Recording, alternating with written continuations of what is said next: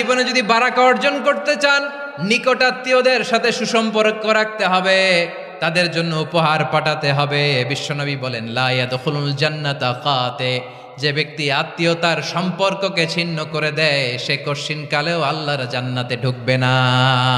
জীবনে যদি বারাকা অর্জন করতে চান, নিকটাত্মীয়দের সাথে সুসম্পর্ক রাখতে হবে, তাদের জন্য উপহার পাঠাতে হবে। বিশ্বনবী বলেন, লা ইয়াদখুলুল জান্নাতা কাতে, যে ব্যক্তি আত্মীয়তার সম্পর্ককে ছিন্ন করে দেয় সে কশিনকালেও আল্লাহর জান্নাতে ঢুকবে না।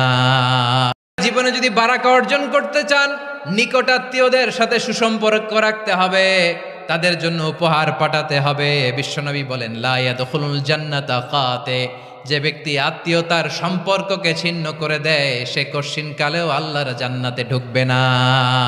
জীবনে যদি বারাকা অর্জন করতে চান, নিকটাত্মীয়দের সাথে সুসম্পর্ক রাখতে হবে,